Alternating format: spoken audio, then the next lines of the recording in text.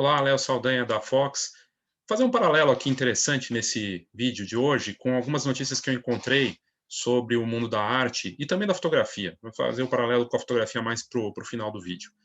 Descoberta importante aí da última semana, essa matéria excelente que saiu na BBC e depois foi reproduzida por outros canais, inclusive pelo G1, falando de uma descoberta importante dessa obra de arte que é a mais famosa do mundo, a Mona Lisa, do Leonardo da Vinci. Uma obra de 1503 que, é, quando você vai lá no museu, você não consegue chegar perto. Nesse momento, o Louvre vazio, eles estão reformando, aproveitando. Não é tão grande, se não me engano, tem 50 por 70, alguma coisa assim, aproximado. Mas o que é incrível dessa descoberta é que fizeram a descoberta de uma cadeira, né? Na verdade, o que se descobriu nesse retrato emblemático aí da Lisa Del Giocondo, né, a mulher de 24 anos, mãe de 5 filhos, esposa de um rico comerciante de seda florentino, que é a obra mais famosa do mundo, mas que as pessoas não tinham percebido, né, uma coisa interessante. É, quantos de nós já notamos que tem uma cadeira, né, a cadeira em que a mulher misteriosa está sentada? E aí eles trazem, né, que ela agarra com a mão, todos os dedos da mão tocam ou apontam para essa cadeira. A cadeira parece ser o aspecto mais esquecido da pintura. E realmente eu nem tinha reparado isso, não lembro de ter reparado, até porque quando estive no museu nem consegui chegar perto da obra, todo mundo só quer saber de fotografar ao invés de apreciar, né, ou fazer selfie, ou fotografar. Mas o que é interessante é que, na verdade, justo esse ponto meio escondido da obra da Mona Lisa traz um significado muito maior e mais profundo dessa obra. Então, ela indicaria, além do sorriso, porque todo mundo fica focado no sorriso enigmático dela. E aí, nessa matéria, eu vou colocar aqui no link do vídeo para você ler e acompanhar no detalhe. Vale muito a pena ler esse texto. Mas o que me chamou a atenção é justamente o fato de é, uma obra que, primeiro, assim, a coisa do artista perfeccionista mesmo, gênio, que não, ele nunca terminava obras por completo. Aliás, quem leu a biografia do Da Vinci sabe que ele inacabava, muitas das obras ele deixava pelo caminho. E ele trabalhou sem parar até o dia da sua morte, né, continua ali trabalhando muito. A biografia é sensacional, fala de tudo que ele fez e um pouco de tudo, e não só na arte, né, a coisa de olhar para muitas coisas. Mas o que é interessante dessa parte da parte enigmática, mais uma coisa enigmática, né, em relação, é que, na verdade, a parte que eles falam, né, que a obra ela hipnotiza você. O sorrisinho dela, que meio escondido, e que, inclusive, traz aqui na matéria, né, que um dos o mito, né, que se traz em relação a essa obra é que o Luc Maspero, um aspirante artista, né, que foi consumido de tanto ficar olhando para a obra e teria se jogado da janela do quarto depois de ter ouvido ter tido algum tipo de contato sobrenatural com a obra. Está no texto, isso é fantástico. É, e aí ele teria escrito, né? Durante anos lutei desesperadamente com seu sorriso no bilhete que ele deixou escrito "Prefiro morrer". Pois bem, o fascínio dessa obra, o quanto ela quanto ela mexe com a gente, é incrível. Aqui eu não vou entrar no detalhe, você pode ler, ficaria muito chato eu ficar lendo aqui o que ele está dizendo, mas o que traz aqui é a relação da obra, desse detalhe da mão e da água, né?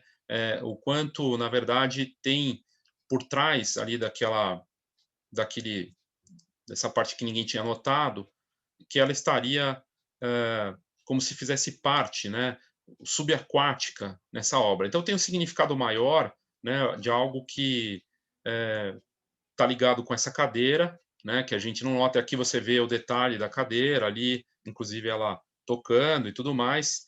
E é uma cadeira conhecida como poseto. Poseto significa pequeno poço, e o poseto introduz um simbolismo sutil que é inesperado. As águas que vemos serpenteando em um movimento labiríntico, né, atrás da Mona Lisa, e aí, na verdade, ela estaria tudo estaria fluindo para a Mona Lisa, né, para essa e para a água no caso. E ao colocar a Mona Lisa dentro de um pequeno poço, Da Vinci a transforma em uma dimensão sempre flutuante do universo físico que ela ocupa. fascinante tudo isso, né? O significado desse poço, o texto é realmente incrível, e você vê o quanto uma obra que tem um lado que atrai pessoas que comentam, ou porque elas se sentem intelectuais falando disso, ou porque é uma unanimidade, né? As pessoas querem lá fotografar, mostrar que estão conectadas de alguma forma com isso, que estiveram lá, virou uma grande percepção. E marketing é percepção. E aí o que é interessante, né? Tem toda a história por trás do artista. E se fosse de outra pessoa, né? Se fosse de outra, tem muito isso, né? Se você vê uma foto e você sabe que não é daquele fotógrafo, é, se não tiver a assinatura de um fotógrafo famoso, faria tanto sucesso? E aí fica num efeito meio Tostines. Mas o que é interessante é que a obra em si, ela ganhou isso com o passar dos anos, ela tem um efeito que foi gerado depois de tantos séculos e que ficou, né? E traz toda essa mitologia por trás dela. É uma obra que vai ganhando mais força. Com o passar dos anos, e daqui muitos e muitos anos, vai talvez intensificar ainda mais, né? Inclusive aqui em São Paulo, no Miss Experience, eles fizeram toda uma experiência em relação a essa obra e tudo mais. Eu não sou especialista em arte, não é minha pegada, mas o que eu achei interessante é o seguinte: uma única imagem faz o marketing de um artista. Porque a maior parte das pessoas não conhece o trabalho do Leonardo da Vinci, mas a única obra dele que é reconhecida mundialmente, uma delas, né, que na verdade tem outras, mas essa é uma daquelas, né, que todo mundo comenta, todo mundo fala, lembra, vira meme, vira um monte de coisa. Faz o marketing do Da Vinci. Então, sim, uma única imagem de qualquer artista pode fazer, ou uma única obra, fazer o marketing dele. E é o melhor marketing que tem. É a assinatura daquele artista, daquele criador que desenvolveu algo, uma foto, um vídeo, uma tela, uma escultura, um livro, e aquilo faz sucesso por muitos e muitos anos e faz marketing para outras coisas dele. Muito interessante, vale a pena ler. Eu vou deixar o link aqui no vídeo para vocês ou no podcast. Aí você tem a outra notícia, essa do Galileu, né, um site de ciência, tecnologia e inovação, né, uma revista que é bem bacana, tipo, super interessante, falando da pintura O Grito, outra que também é meme, né, tem até emoji do grito, influenciou até o emoji. Então, sim, uma única obra ou imagem tem o poder de influenciar o mundo, mudar o comportamento. E isso é marketing, né? Mudar o comportamento das pessoas também faz parte do marketing. E aí tem uma coisa muito interessante nessa matéria, que também é algo recente, né? Foi publicado em fevereiro agora, descobriu-se, desvendaram a mensagem escondida naquela pintura do grito, né? Então está escrito a lápis, só podia ter sido pintado por um homem louco. E aí se descobriu que foi o Munch que escreveu, não sei nem se fala Munch ou Munch, eu acho que é Munch, e que ele teria escrito isso depois de uma provocação. Eles fizeram um mega estudo, usaram equipamentos aí sofisticados para fazer tudo isso, tudo mais, mas foi uma resposta dele na obra, porque muitas pessoas questionavam se ele estava bem da cabeça, né? Então tinha um julgamento do público da saúde mental dele. E os pesquisadores dizem então que essa frase foi feita em resposta a uma reação do público. De novo, né? Uma única obra e vários trabalhos dele geram reações e até influenciando na coisa de ter um emoji, virar meme, ter uma força incrível. Isso foi divulgado no final de fevereiro pelo Museu Nacional de Arquitetura e Design de Oslo, na Noruega, e que vai exibir uma versão restaurada desse quadro em um novo edifício, previsto para ser inaugurado em 2022. Mas o que é interessante, né, desses grandes mistérios aí foi a análise infravermelho, cartas redigidas por Munch, né? E os pesquisadores fizeram comparações com a caligrafia do autor, os escritos do artista, para chegar nisso. E aí, pelas cartas, né, eles entenderam o porquê dele ter escrito isso ali no final ali em 1895, né? E o que trouxe isso é o seguinte: segundo anotações do diário dele, o que teria catalisado isso, provocado isso, quando a obra chegou primeiramente aos olhos do público, ela provocou especulação pública sobre o estado mental dele, que teria deixado ele muito magoado. E aí, uma noite de discussão na Associação de Estudantes, apuraram esses curadores, o jovem aluno de medicina Johann Scharfenberg chegou a questionar a saúde mental do artista, alegando que suas pinturas provam que ele não estava em bom juízo. Então, o artista teria deixado essa inscrição no quadro como uma resposta ao julgamento alheio. E aí fala-se um pouco da obra, né, e tudo mais, mas é muito interessante, aqui no caso, eh, ao invés de ter uma assinatura só do Munch, ele deixa uma mensagem, e no caso, uma provocação que até hoje, depois de tanto tempo, traz isso à tona, essa discussão. E, de novo, uma ligação aqui do marketing, né, de a obra que continua conversando com as pessoas e gerando esse interesse. Só é possível, assim como o Da Vinci, quando se tem uma assinatura visual, um impacto tão grande que até questionam a sanidade do artista. Então, a assinatura visual, seja de uma obra como essa, uma obra de arte, ou no caso da fotografia, quando se cria algo, que você consegue saber que é daquela pessoa, eu sei que é do Munch, eu sei que é do Da Vinci, eu sei que é do Picasso, eu sei que é do Rembrandt e tudo isso, é, é a melhor marketing que tem, que gera conversas, gera reações inesperadas e fortes em relação à sua arte. E aí a última, na verdade a penúltima matéria que eu trago aqui, que eu achei bem interessante, é essa matéria do jornal Opção, né? E falando do livro que eu já li, o Sangue e Champanhe do Capa. Eu tenho mais de um livro do Capa aqui, falando da vida dele, e esse livro, a matéria aqui é do Euler de França Belém, e ele fala do fotojornalista de guerra Robert Capa, né, que morreu na Indochina aos 40 anos de idade.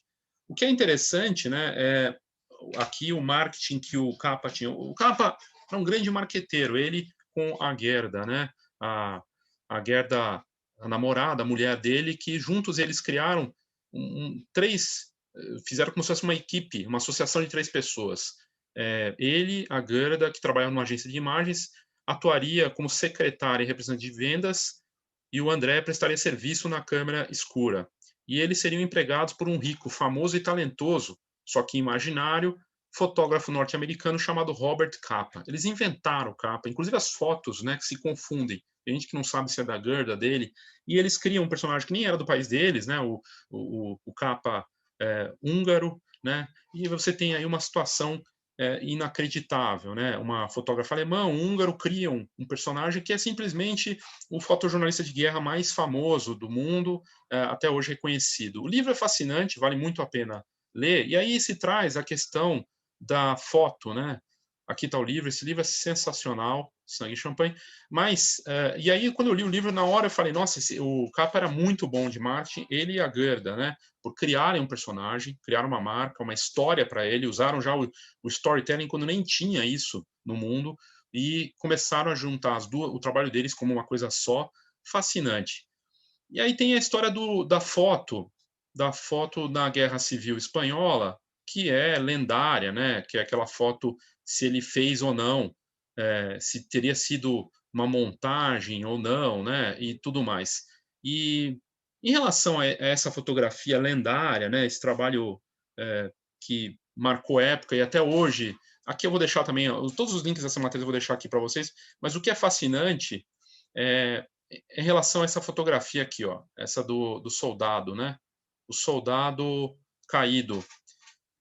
Muita gente fica questionando, até hoje não se sabe. Aí a diferença entre a fotografia e a, a pintura, né? No caso do Da Vinci tem a cadeira e se faz uma análise, mas ninguém sabe de certo o que estava pensando o Da Vinci, fazem, enfim, especula-se, né? E aqui no caso a mesma coisa da fotografia. Só que na fotografia aconteceu, né? Teve a Guerra Civil, ele esteve lá, ele estava lá assim como ele estava no dia D, na Segunda Guerra Mundial, e teve problema com os filmes, a foto tremida, que acabou ficando uma marca daquilo.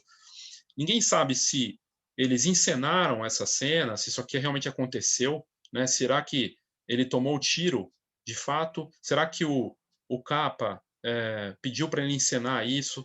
Será que nem o Capa pediu, ele encenou, e aí o Capa fotografou essa cena que não aconteceu? Ou de fato aconteceu, ele levou um tiro e ele pegou esse momento? É fascinante isso, porque, de qualquer forma, as fotos, essa foto aqui é um marketing, né? Ela é uma assinatura visual dele, um momento que ele pegou, independente da história, que tem até essa mitologia por trás da obra, né, marcante do Capa, eu vendo essa foto e vendo as fotos do Capa, sei que são fotos dele. Cria-se uma assinatura da obra, né, é a foto dele, ele criou e tem toda uma mitologia por trás disso. Então, sim, uma única foto, independente do que aconteceu ali, ela tem esse poder e pode repercutir por décadas. Até hoje, gera, virou livro e tudo mais. Capaz disso virar filme até, né, para falar dessa história. E eles criam um personagem que não existia. O Robert Capa não é o Robert Capa, na verdade, é o André Friedman, né? Que é o que criou, junto com a Gerda, esse fotógrafo, né? Mas, enfim, é sensacional a história se essa foto é real ou não, do soldado caído, mas, de qualquer forma, tem algo que aconteceu de fato aqui. Eu não sei exatamente o que aconteceu. Talvez ele tenha sido alvejado, talvez não, ninguém sabe. E isso também cria uma aura em cima do mistério, né? O mistério disso é fascinante. Da mesma forma que do grito, no caso do Munch, né, eu poderia falar que talvez ele tenha reconhecido, né, a loucura dele e uma provocação também, mas talvez tenha sido um reconhecimento. Ah, será? Não, sou louco. Ninguém sabe de certo ao fato, por mais que tenha as notas e tudo mais, não tem como saber. E aí essa imagem da foto famosa, né, isso aqui é sensacional, que coloca a fotografia num outro patamar, né. Eh, Isso aqui eu sempre gosto de compartilhar, toda vez que aparece para mim, na minha timeline, volte e meia aparece, porque é uma notícia é o país sensacional, e traz a foto de farol, provavelmente uma das mais famosas de todos os tempos, né. Eh, o fotógrafo Jean Guichard, ou Guichard, né, foi lá, ele foi fazer um trabalho para fotografar esse farol na Inglaterra com um helicóptero. Isso é 1989. O barulho do helicóptero chama a atenção do faroleiro, que sai para ver o que está acontecendo. Bem na hora que ele sai, ele abre a porta, que é o que a gente está vendo aqui na imagem, ele nota que ele ouve o barulho da onda, ele deve ter visto, talvez com a visão periférica, o tamanho da onda vindo ali, e rapidamente ele fechou essa porta. Ele quase foi engolido pela história. Se ele tivesse saído um pouquinho, tinha sido engolido, né? Mas acabou dando sorte e não fosse o helicóptero. E aí a coisa da fotografia que provoca e a diferença entre uma coisa e a outra, a obra de arte, a pintura e a fotografia, né? Porque eu poderia dizer também, do lado do soldado caído, que talvez numa das dimensões possíveis das coisas que acontecem, o soldado fez uma cena ali porque o capa estava ali e não tomou o tiro. Uma das possibilidades, né, que se fala. Embora parece que, pelo menos a última vez que eu vi da notícia, que se falava é que ele realmente foi alvejado. Por outro lado, aqui, o fotógrafo provocou uma situação, porque ele chega com o helicóptero para fazer o trabalho, para fotografar esse farol, e, por conta do barulho do helicóptero e do trabalho dele, ele atrai o, o assunto para fora. Se não tivesse a pessoa ali, essa foto não teria o mesmo impacto. De qualquer forma, e aqui a gente tem a história, o relato que é mais atual, né? E essa matéria é de 2015, né? Nem é uma matéria recente, mas é fabuloso, porque aqui foi o fotógrafo que provocou uma foto única. E também tem um barulho aí, a coisa do marketing, né? Tem toda uma história. Ela vai parar um dos posters mais vendidos, cartões postais aí vendidos no mundo inteiro. Essa foto bombou e é uma história fascinante. E o faroleiro deu uma entrevista, eu vou colocar aqui, você pode ler, é sensacional essa história. E aí também, de novo, uma única imagem, e aí independente de ter mitologia ou não, aqui a gente sabe a história. A história pelo lado do faroleiro, porque é mais recente, e do fotógrafo, né? E é incrível, incrível essa história. E mais uma vez, ele colocou a marca d'água ali, marcando a foto, mas a foto também é copiada, usada indevidamente. Uma única imagem tem um poder incrível. Então, no resumo da obra de tudo que eu quis mostrar aqui para vocês nesse vídeo é o seguinte: não tem um patamar do fotógrafo sem marketing, que não tem uma fotografia nada, a fotografia dele é bem mais ou menos, e esse fotógrafo não tem produto, não tem nada. Não tem nada, é um apertador de botão. Aí ele evolui, estuda, melhora, ele pode evoluir, pode melhorar, e ele chega num ponto que ele tem marketing, mas ele está num nível básico, assim, está num nível mais, está melhor do que esse que não tem nada, e ele tem um produto, mas é bem mais do mesmo, né, bem medíocre, e a fotografia mais ou menos também, né, mas melhorou. Em comparação com o outro, ele tem um pouquinho mais de foco, tá, sabe, ele tem uma qualidade, consegue evoluir, isso tem características interessantes. Aí você chega num patamar, que são os fotógrafos que começam a se destacar, e esses estão indo para um lado da assinatura visual. E você vê muitos fotógrafos insistindo, investindo, apostando e evoluindo essa parte da fotografia, né? Por isso que a gente vê tanta gente correndo com isso, buscando referências, participando de uma série de iniciativas, estudando arte, buscando tentando encontrar a tal da assinatura visual, né? De ter e criar uma obra única, de criar uma foto e ter esse poder, que as pessoas falem do que eu faço. E aí a gente vê outras vertentes, eu não vou nem entrar aqui, coisas que não tem necessariamente a ver com fotografia, que o cara cria uma experiência. A experiência faz parte disso, né? De ter uma experiência com a sua obra, de certa forma, também. Mas a assinatura visual é uma arte mais sofisticada que existe. Quando tem uma assinatura única, né? De uma obra que você criou, seja ela uma tela, uma escultura ou uma fotografia. As histórias por trás dessas obras primas, né, é que são deliciosas e fascinantes. Vale a pena ler as 4 matérias aqui e fica aí o grande desafio. O marketing mais sofisticado que tem, sim, passa pela obra, né, e chegar nesse ponto é muito difícil. É isso, obrigado e até a próxima.